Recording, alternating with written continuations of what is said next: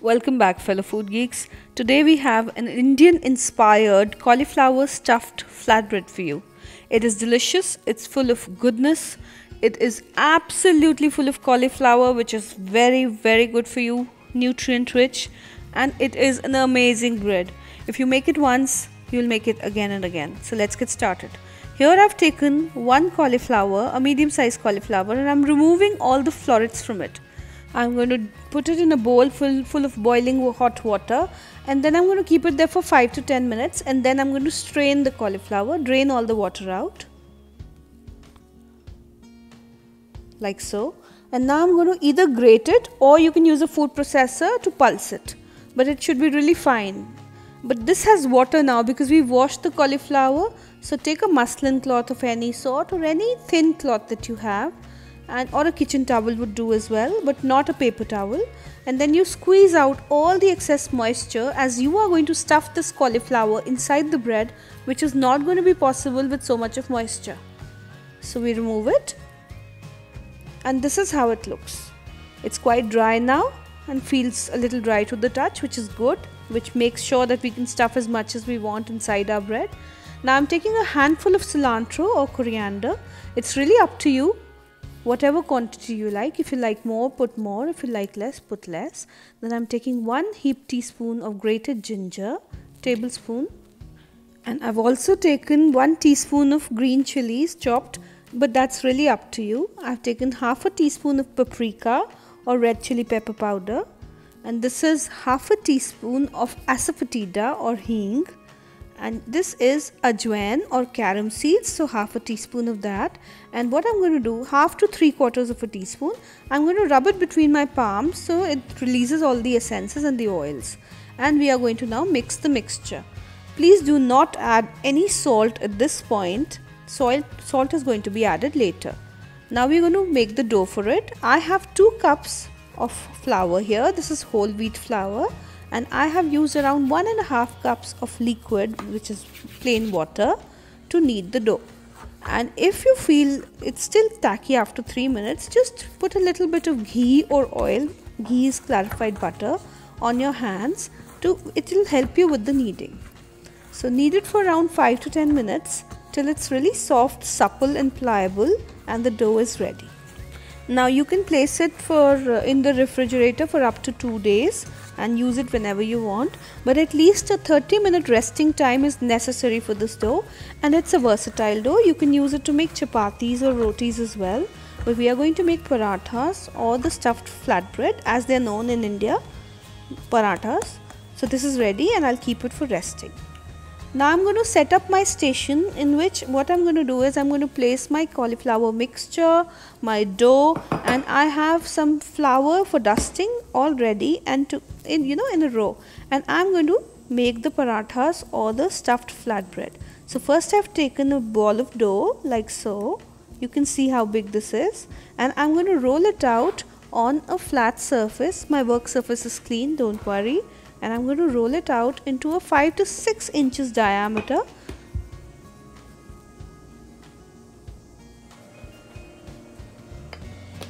We will keep dusting it and dipping it inside the dry flour, because that will help us to roll the dough.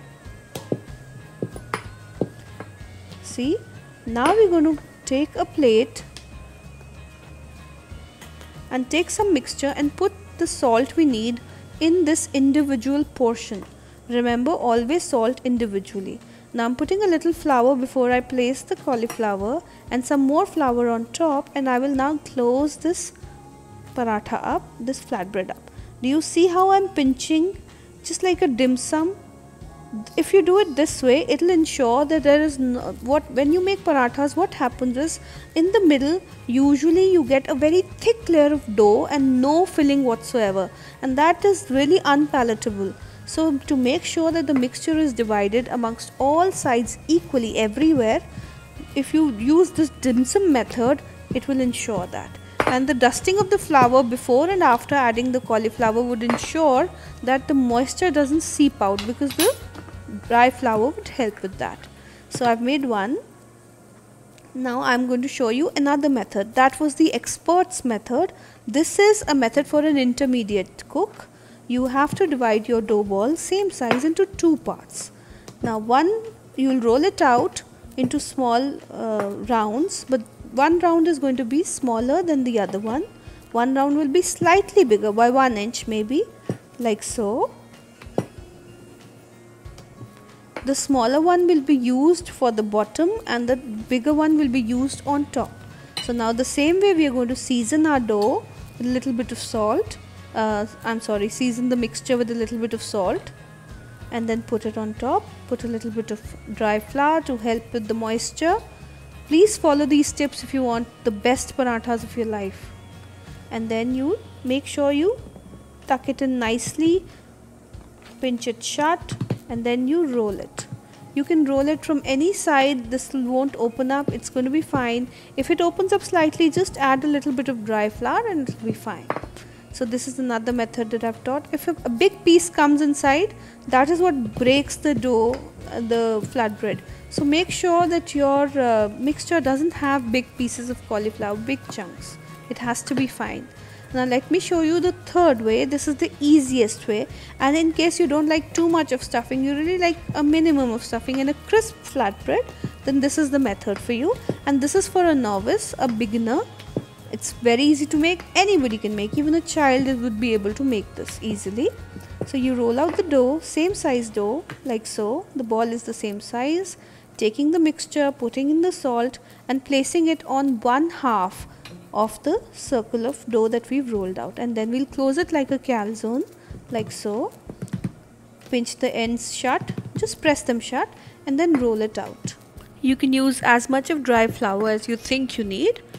That's perfectly alright, because cauliflower does tend to have a lot of moisture, and this really helps the mixture not come out of the paratha or the flatbread.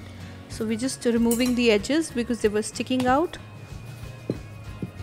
And this is our flatbread ready. Now I'm going to teach you the expert's way, and this is in case you want to put a lot of excessive filling inside a single flatbread. Now please don't attempt it if you are new to this. First get used to making a few parathas and flatbreads, and then gradually you can move to this. Now we've rolled out the dough like a chapati, and we are not going to take mixture enough for one, but we are going to take all the mixture we have left and stuff it inside this rolled dough.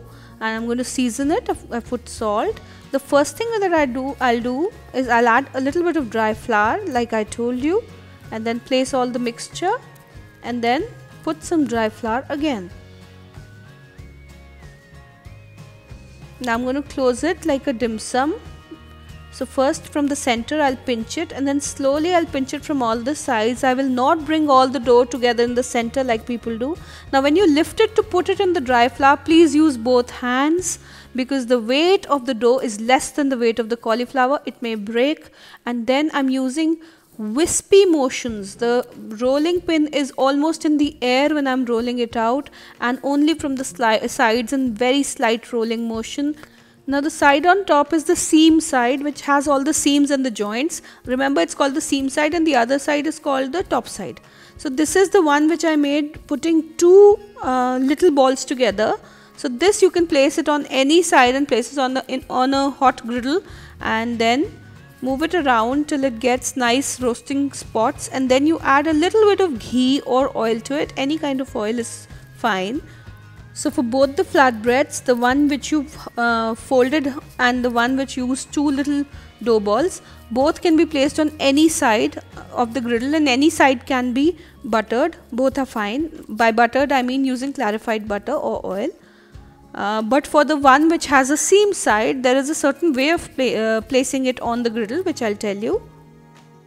So see, this is the seam side. This should come on top when you place it, and the top side should actually be on the bottom. So the seam side should always face you when you place the paratha first on the hot griddle, and then you can turn it around.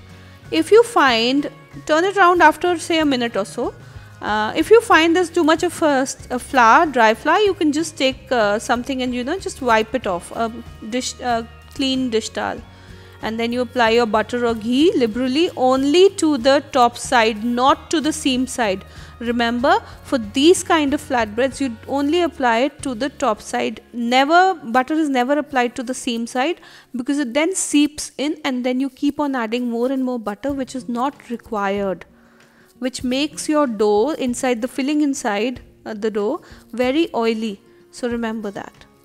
Move it around till it gets roasted nice and well. It's got nice spots.